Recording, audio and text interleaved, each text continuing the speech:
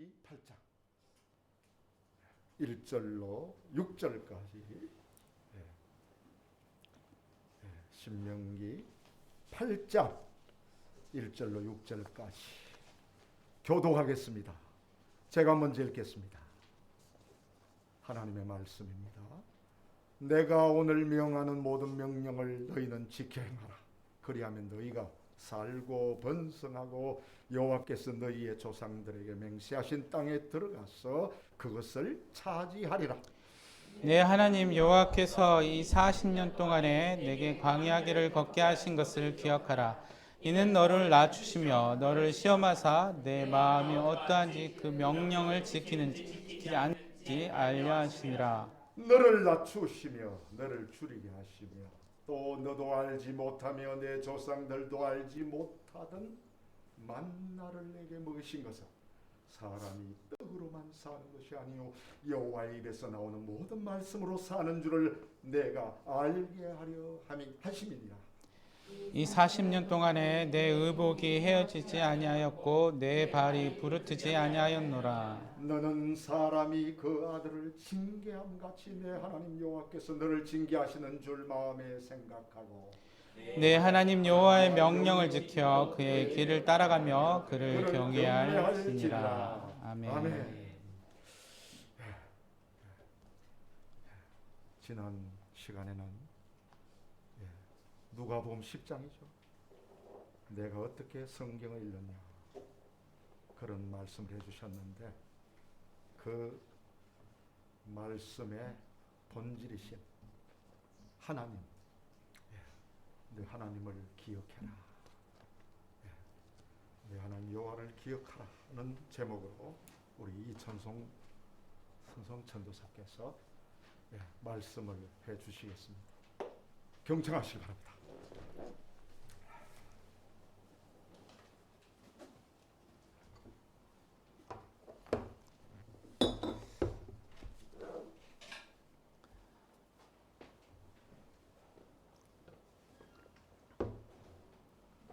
잠시 기도하시겠습니다.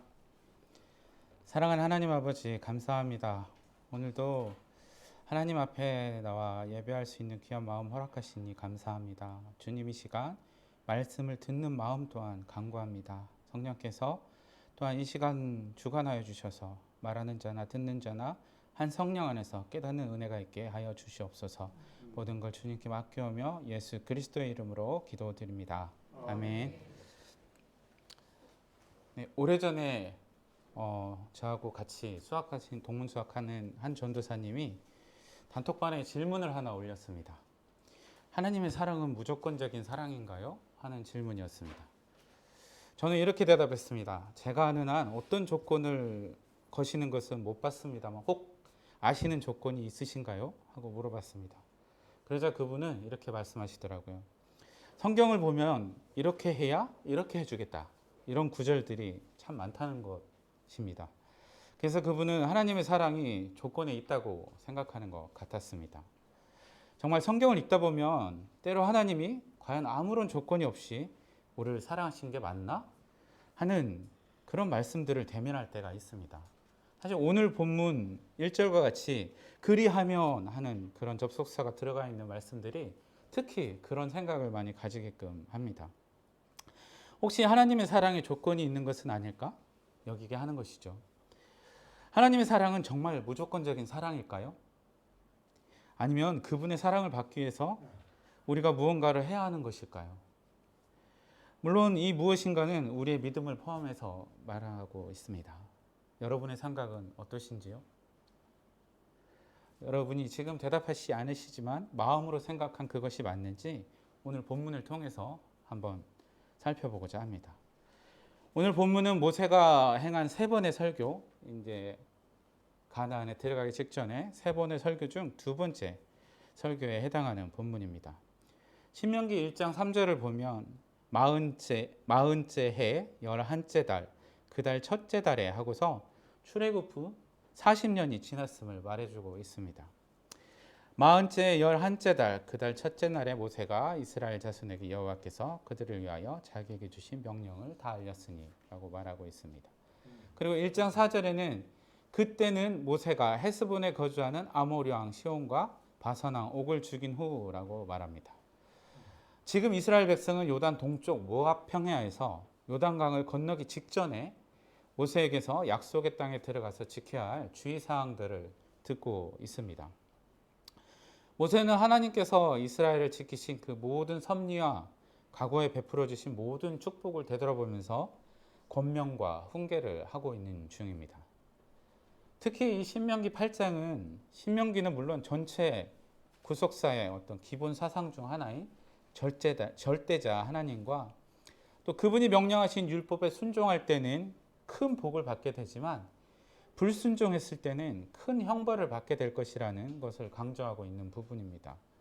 1절을 함께 읽어보시겠습니다.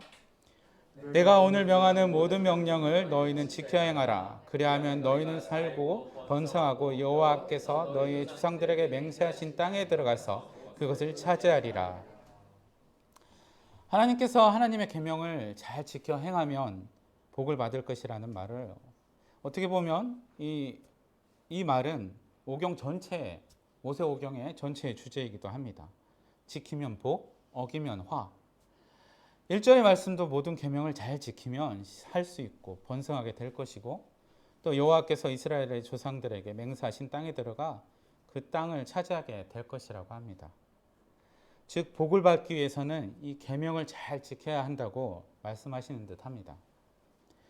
출애굽기 20장 6절에서 나를 사랑하고 내 계명을 지키는 자에게는 천대까지 은혜를 베푸시느니라 라고 합니다.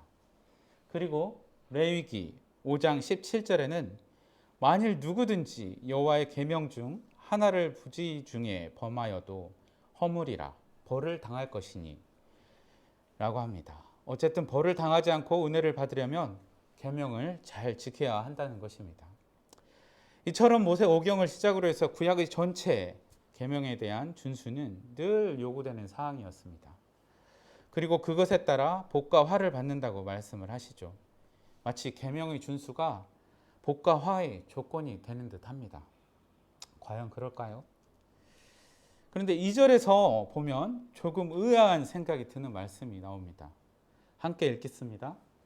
내 하나님 여호와께서 이 40년 동안에 내게 광야 길을 걷게 하신 것을 기억하라. 이는 너를 낮추시며 너를 시험하사 내 마음이 어떠한지 그 명령을 지키는지 지키지 않는지 알려 하심이라. 네, 얼핏 보면 이 말씀 중에도 그 명령을 지키는지 안 지키는지 지켜보신다고 말씀하시는 것 같죠. 모세는 하나님께서 40년 동안 이스라엘로 하여금 광야 길을 걷게 하신 것을 기억하라 라고 먼저 시작합니다. 그리고 왜 하나님께서 그들로 하여금 40년 동안이나 광야를 떠돌아다니게 하셨는지 이야기하고 있죠.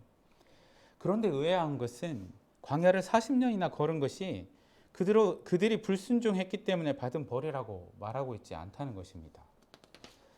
이스라엘이 광야 40년을 돌아다닌 이유가 무엇입니까? 우리가 알고 있는 이유는 그들의 불순종 때문이 아니었던가요? 하나님의 계획은 가데스 바네아에서 곧바로 북쪽으로 네게브 사막을 지나서 올라가 가나안 땅으로 들어가는 것이었습니다. 신명기 1장 21절에 한번 보시겠습니다. 제가 읽겠습니다. 너희의 하나님 여호와께서 이 땅을 너희 앞에 두셨은즉 너희 조상의 하나님 여호와께서 너희에게 이르신 대로 올라가서 차지하라. 두려워하지 말라. 주저하지 말라. 네, 바로 올라가서 차지하라고 말씀하고 있습니다. 그런데 이스라엘 민족이 어떻게 했습니까? 곧바로 그 말씀에 순종한 것이 아니라 모세에게 이렇게 이야기합니다. 신명기 1장 22절인데요. 제가 읽겠습니다. 너희가 다 내 앞으로 나와 말하기를 우리가 사람을 우리보다 먼저 보내어 우리를 위하여 그 땅을 정탐하고 어느 길로 올라가야 할 것과 어느 성읍으로 들어가야 할 것을 우리에게 알리게 하자 하기에 심지어 모세조차도 그 말이 옳다고 여겨서 이 각 지파에서 한 사람씩 뽑아 12를 택했다고 이 23절에서 이야기하고 있습니다. 그 다음 절이죠. 그러나 여러분, 모세가 하나님의 사람이었지만 모세의 생각이 하나님의 생각은 아니기도 합니다. 모세는 하나님의 명령대로 곧바로 올라가 가나안 땅을 차지했어야 합니다. 왜입니까? 하나님께서는 가나안 땅을 기업으로 주시겠다는 하나님의 거듭된 약속을 여러 번 확인시켜 주셨기 때문입니다. 창세기 17장 8절에서 아브라함에게 말씀하셨고, 또 창세기 50장 24절에서는 요셉의 입을 빌어서 또한 말씀하셨습니다. 그리고 출애굽기 3장에 모세를 부르실 때에는 8절과 17절에서 두 번이나 약속하신 것을 찾아볼 수가 있습니다. 그러나 모세는 백성의 요구를 받아들여서 가네스 바네아에서 12명의 정탐꾼으로 하여금 40일간 가나안 땅을 정탐하도록 한 것입니다. 이래 결국은 이렇게 되었지만 하나님께서는 모세를 통하여 가나안 땅을 정탐하는 방법을 알려주셨습니다. 특히 그 땅의 실과를 가져올 것을 명령하셨습니다. 이 실과는 이스라엘로 하여금 가나안이 참으로 적과 꿀이 흐르는 땅임을 알게 하여 백성들의 사기를 높이는 동기가 될 수 있었기 때문입니다. 그래서 이들은 명령대로 정탐을 한 후에 그 땅의 각종 실과들을 가져왔습니다. 자, 여기까지는 좋았습니다. 그런데 문제는 여호수아와 갈렙을 제외한 10명의 정탐꾼의 보고에 있었습니다. 그 땅이 하나님의 말씀처럼 적과 꿀이 흐르는 땅은 맞지만 그 땅에 살고 있는 거민들은 장대하고 그 성읍들은 견고하고 크므로 이스라엘로서는 그 땅을 도무지 차지할 수 없다는 불신앙적인 보고를 한 것입니다. 그 땅에 거주하는 민족들이 모두 강하고 크다는 사실이 그 땅의 풍요보다 더 크게 여겨졌던 것입니다. 하나님의 약속을 바라보느냐 아니면 그 땅의 거민이 크고 강하다는 사실을 바라보느냐의 문제였던 것입니다. 그러나 그들은 하나님의 약속에 대한 믿음 대신 눈에 보이는 현실의 모습을 선택했습니다. 그 결과 곧바로 가나안으로 올라가는 하나님의 계획은 취소되었고 그들은 40년간을 광야를 돌아다녀야 했던 것입니다. 비슷한 믿음의 문제를 지녔던 한 사람이 있습니다. 바로 예수님의 제자 베드로였습니다. 마태복음 14장에는 예수님이 무리로 걸으신 사건이 나오는데요. 예수님이 제자들을 배어 태워 먼저 보내고 기도하러 산에 올라가십니다. 그런데 날이 어두워진 후 갈릴리 바다에 풍랑이 일어납니다. 밤 사경에 예수께서 바다 위로 걸어서 제자들에게 오십니다. 풍랑 속에서 어찌할 줄 모르던 이 제자들은 놀라서 유령이라 하며 무서워하며 소리칩니다.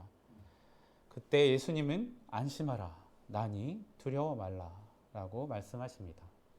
그러자 베드로가 말하죠. 주여, 만일 주님이시거든 나를 명하사 물 위로 오라 하소서. 정말 용감하게 그렇게 예수님께 고백을 합니다. 주님이 오라 하시자 베드로가 용감하게 배에서 내려 물 위를 걸어서 예수님께 갑니다. 정말 여기까지라면 베드로가 정말 얼마나 많은 칭송을 받았을지 모르겠습니다. 그러나 곧 거센 바람이 불어오는 것을 보고 베드로는 무서움에 사로잡혀서 물에 빠져들고 맙니다. 베드로는 다급하게 소리를 지릅니다. 주여, 나를 구원하소서. 물에 빠져가는 베드로를 붙잡으시면서 예수님은 말씀하십니다. 믿음이 작은 자여, 왜 의심하였느냐. 우리 또한 이러할 때가 있습니다. 눈에 보이는 현실의 문제가 너무 큰 나머지 함께 하시는 하나님을 너무 잘 잊어버립니다. 그 문제에 몰입이 되어서 기도할 힘조차도 잃어버릴 때가 있습니다. 그러다 결국 두려움에 휩싸일 때야 비로소 우리는 하나님을 기억하고 하나님을 찾게 됩니다. 삶에서 고난은 언제든지 찾아올 수가 있습니다. 하나님은 결코 우리의 삶에 고난이 없다고 말씀하신 적이 없습니다. 대신 이렇게 말씀하시죠. 한번 같이 읽어볼까요? 내가 물 가운데로 지날 때에 내가 너와 함께할 것이라. 강을 건널 때에 물이 너를 침몰하지 못할 것이며 내가 불 가운데로 지날 때에 타지도 아니할 것이요 불꽃이 너를 사르지도 못하리니. 또 스가랴의 말씀에는 더 심한 말씀이 기록되어 있습니다. 스가랴서 13장 9절 말씀인데요. 같이 한번 읽어보시겠습니다. 내가 그 3분의 1을 불 가운데 던져 은같이 연단하며 금같이 시험할 것이라. 그들이 내 이름을 부르리니 내가 들을 것이며 나는 말하기를 이는 내 백성이라 할 것이요 그들은 말하기를 여호와는 내 하나님이시라 하리라.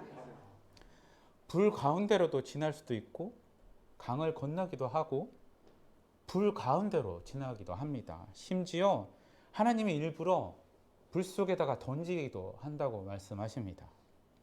우리의 삶에 고난이 없다고 말씀하시는 게 아니죠. 그 고난 속에서 우리를 건지겠다 말씀하시기는 하지만요. 이처럼 고난의 때에 우리의 믿음은 시험대에 오르게 됩니다. 고난의 현실을 바라보며 두려움에 떨어야 할지 아니면 하나님의 말씀을 믿을지 말입니다. 어찌됐든지 광야 40년은 전적으로 이스라엘의 불순종이 원인이었습니다. 그런데 오늘 본문에서는 우리가 읽었다시피 그들의 광야 생활이 그들의 불순종의 죄에 대한 벌이라고 이야기하지 않습니다. 그들을 낮추시고 시험하셔서 그들이 하나님의 명령을 잘 지키는지 안 지키는지 그들의 마음이 어떠한지를 알아보기 위함이었다고 본문은 말합니다. 비록 그 시작은 불순종이었지만 하나님의 선하심은 그 재앙의 40년을 그들을 연단하시는 그 은혜의 40년으로 바꾸어 놓은 것입니다. 3절에서 보다 구체적으로 그들로 40년 동안 광야를 왜 걷게 하셨는지 그 이유를 말해주고 있습니다. 같이 한번 읽어볼까요? 너를 낮추시며 너를 줄이게 하시며 또 너도 알지 못하며 내 조상들도 알지 못하는 만나를 내게 먹이신 것은 사람이 떡으로만 사는 것이 아니요 여호와의 입에서 나오는 모든 말씀으로 사는 줄을 내가 알게 하려 하심이니라. 네, 익숙한 말씀이 나오죠. 40년 동안 광야를 헤매고 다녀야 했던 세 가지 이유를 본문은 말해주고 있습니다. 먼저는 그들을 낮추시기 위함이었다고 말합니다. 이스라엘 백성은 애굽의 종살이에서 이끌어내신 하나님을 거역하였고 심지어는 대적까지 하였습니다. 따라서 하나님께서는 그들이 자신들의 교만하고 완악한 마음을 버리고 겸손해질 때까지 광야의 유랑 생활을 하게 하셨던 것입니다. 그들을 애굽에서 인도하자마자 하나님이 이스라엘에 대해서 내린 결론은 목이 뻣뻣한 백성이라고 결론을 내렸습니다. 모세가 산에서 하나님께로부터 십계명의 돌판을 받는 동안에 이 아론이 백성들의 요구로 금송아지를 만들었습니다. 그리고 백성들이 그것을 경배하였던 것이죠.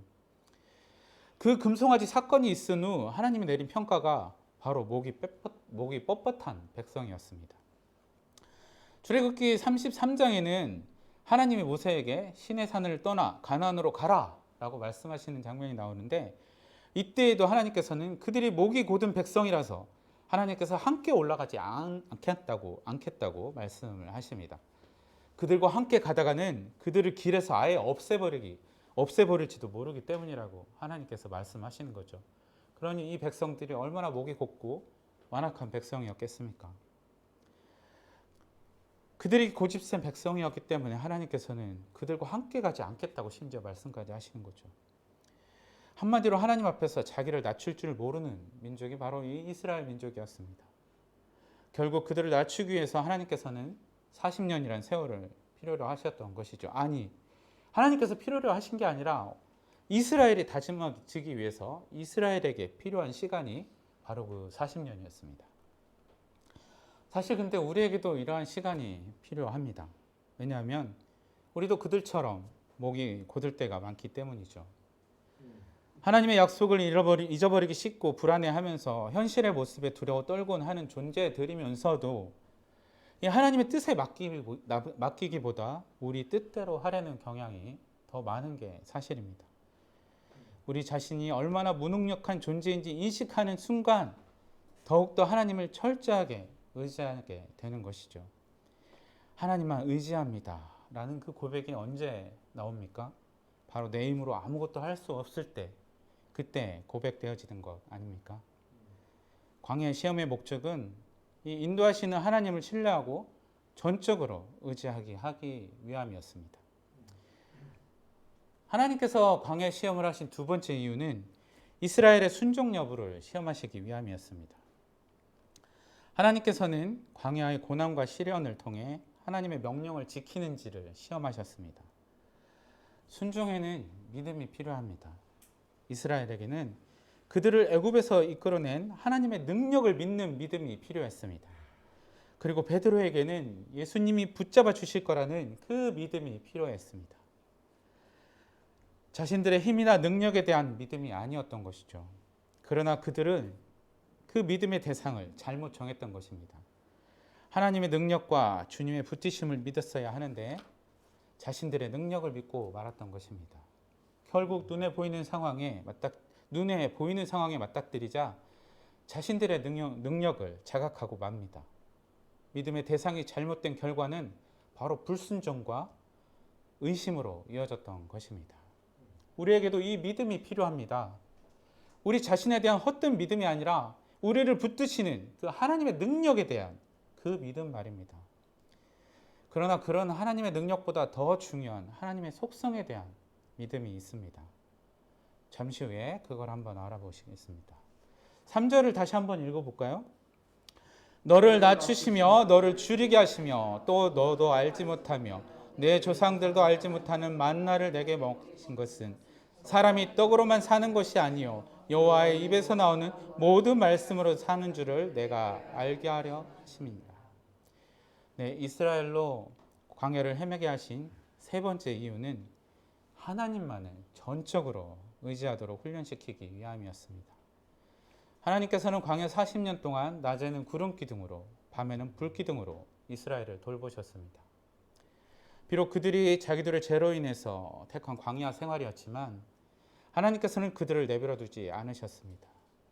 이 4절을 보면 이 40년 동안 의복이 헤어지지 아니하였고 발이 부르튼 일도 없었다고 합니다. 전적인 하나님의 은혜인 것이죠. 그리고 만나와 메추라기를 공급하셔서 살게 하셨습니다. 그러나 이스라엘 백성들을 궁극적으로 살게 한 것은 이 만나와 메추라기가 아니라 그리고 빵도 아니라 다름 아닌 하나님의 말씀이었습니다.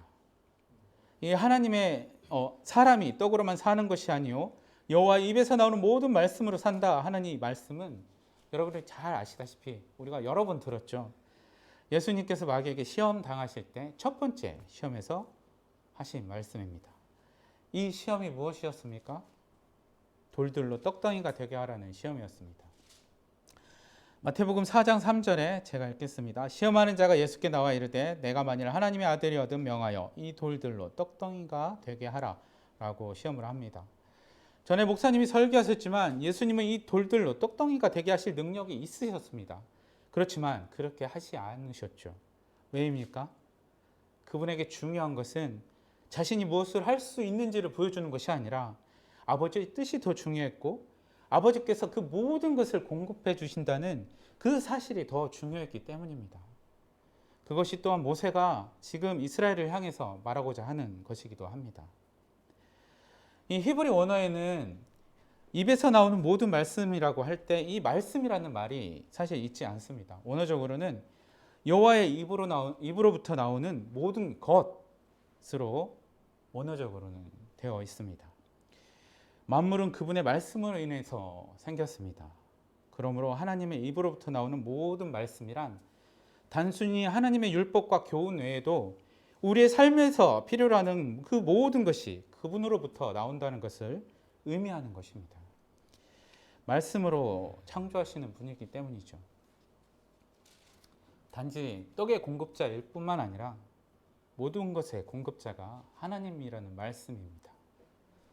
그러므로 우리가 하나님을 의지할 수밖에 없는 것이죠. 마치 아이들이 모든 것의 공급자인 부모를 의지하는 것과 같습니다. 부모가 아이를 돌보듯 하나님께서는 자신의 자녀들을 돌보십니다. 공급할 뿐만 아니라 그 발의 길도 알려주시죠. 그리고 그 발이 허탄한 것으로 향할 때는 징계를 하기도 합니다. 여기서 징계를 한다는 것은 벌을 준다 이런 의미보다 옳은 길을 가르쳐 준다는 의미로 볼 수 있습니다. 5절과 6절은 이렇게 이야기합니다. 너는 사람이 그 아들을 징계한 같이 내 하나님 여호와께서 너를 징계하시는 줄 마음에 생각하고 내 하나님 여호와의 명령을 지켜 그의 길을 따라가며 그를 경외할지니라. 이스라엘을 시험한 같이 하나님께서는 또한 그들을 징계한 같이 마치 부모가 자녀를 징계한 같이 한다고 합니다. 왜 자녀를 징계합니까? 무엇인가를 잘 못했기 때문이죠. 근데 그 마음은 어떻습니까? 우리가 아이를 징계할 때, 아이에게 꾸지람을 할 때 그 마음이 어떤 마음입니까? 자녀가 잘 되기를 바라는 마음 아니겠습니까? 하나님께서 당신의 백성에게 가지는 마음이 이 부모의 마음과 같다는 것입니다. 그러므로 하나님의 명령을 지키라는 것은 강압이나 협박이 아닌 것이죠. 그분의 명령을 지키고 그분의 길을 따라가며 그분을 경외하는 것이 바로 옳은 길이며 사람이 마땅히 해야 할 본분이기 때문입니다. 전도서 12장 13절인데요. 같이 한번 읽어보실까요? 이래 결국을 다 들었으니 하나님을 경외하고 그의 명령들을 지킬지어다. 이것이 모든 사람의 본분이니라.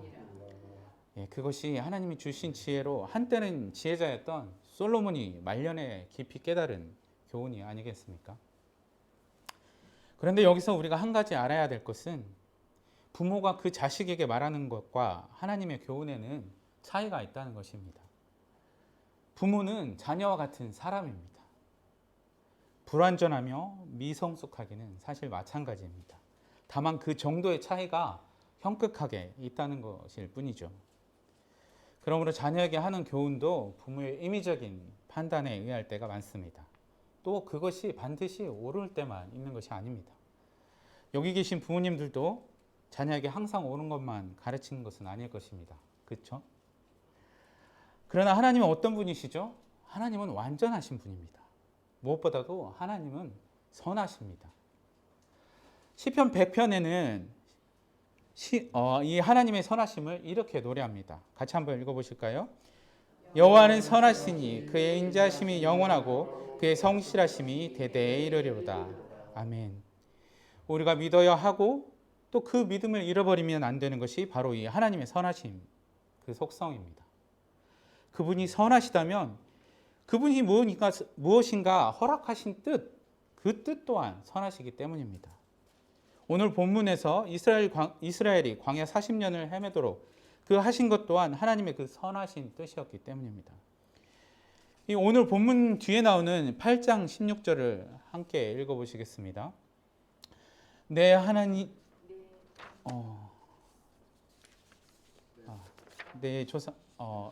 내 조상들도 알지 못하던 광야를 광야에서 내게 먹이셨나니 이는 다 너를 낮추시며 너를 시험하사 마침내 내게 복을 주려 하심이었느니라. 네, 그들을 낮추고 시험한 목적이 무엇이라고 합니까? 네, 마침내 복을 주려고 한다고 말씀하십니다. 그들이 잘 되게 하시려는 것이었단 말이죠. 우리 부모들이 자녀들에게 똑같은 말을 하지 않나요? 너 잘 되기 위해서 내가 이러는 거야 라고 말이죠. 그게 하나님의 마음이라는 것입니다. 우리는 근본적으로 그 완전함에서 다릅니다. 우리는 악하지만 특히 부모의 사랑은 이기적이 짝이 없지만 하나님은 선하십니다. 그러므로 그분이 허락하신 이 고난이라면 그 고난에도 하나님의 선하신 뜻이 있다는 것입니다. 그분의 선하심에 고난에 대한 우리의 반응이 원망과 불평이 아니라 기대와 소망이 되어야 하는 이유가 바로 이 하나님의 선하심에 있는 것입니다. 그리고 같은 맥락에서 이 조건과 같이 내것인 이 하나님의 순종 명령 또한 우리를 사랑하셔서 우리에게 복을 주시려는 그분의 선한 뜻 가운데 있다는 것입니다. 설교 서두에 했던 질문이 있습니다. 하나님의 사랑은 정말로 무조건적인가요? 어떻습니까? 이스라엘이 사랑받을 만한 백성들이었습니까? 아니면 우리가 사랑받을 만한 선함을 가진 존재들인가요? 아니죠. 그러나 하나님의 사랑은 어떠합니까? 광야 40년을 먹이고 입히고 인도하셨습니다. 우리의 삶도 마찬가지입니다. 만약 하나님께서 그 보호하심과 은혜를 우리에게서 거두신다면 우리의 삶 가운데 어떠한 재앙들이 벌어질까요? 아무도 사랑받을 짓을 하지 않았습니다. 하나님은 이스라엘을 그러나 사랑하셨습니다. 이 조건처럼 보이는 하나님의 순종 명령에는 순서가 있습니다. 이스라엘 백성이나 우리가 그걸 지켜서 사랑한 것이 아니라 하나님께서 먼저 우리를 사랑해서 그 옳은 길을 가르치신 것입니다. 요한일서 4장 19절의 말씀을 한번 읽어볼까요? 우리가 사랑함은 그가 먼저 우리를 사랑하셨습니다. 복의 조건 이전에 하나님의 이 먼저 사랑하심이 그분의 선인 것입니다. 그 사랑을 외면하고 잊어버리고 교만해져서 우리가 이루었다 하는 것은 그분의 선함에 반하는 우리의 악인 것입니다. 기억하십시오. 만약 우리 중 누군가가 재물이 많다면 그것이 그 사람의 능력과 힘으로 모은 것이 아니라 혹은 그 사람이 하나님께 그것을 받을 만한 일을 해서가 아니라 하나님께서 선하신 그분의 목적을 이루시려고 재물 얻을 능력을 그에게 허락하셨음을 말합니다. 신명기 8장 18절의 말씀을 함께 읽겠습니다. 내 하나님 여호와를 기억하라. 내가 내 재물을 얻을 능력을 주셨음이라. 이같이 하시면 내 조상들에게 맹세하신 언약을 오늘과 같이 이루려 하심이니라. 제가 아는 한 교회는 지금 통독을 진행 중인데 통독한 범위를 카톡에 올리며 꼭 이렇게 덧붙입니다. 주님이 하셨습니다. 신명기 8장 1절부터 6장까지 통독하였습니다. 주님이 하셨습니다. 근데 실제로 이 말을 현실에서 한번 해보면 이 말이 생각보다 하기가 쉽지 않습니다. 곧바로 떠오르지도 않고 이 말을 하기도 쉽지 않습니다. 이것은 어쩌면 우리 자신이 먼저 그 영광의 최소일지도 모릅니다.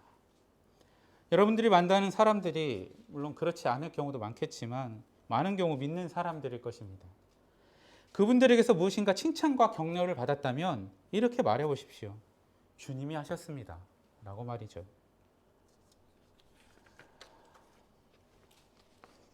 네,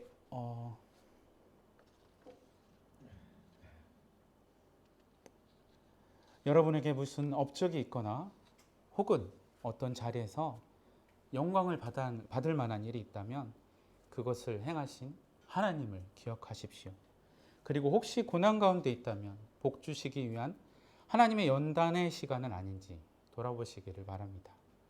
우리의 모든 필요와 우리가 누리는 모든 은혜의 공급자가 바로 하나님이심을 잊지 마시기 바랍니다.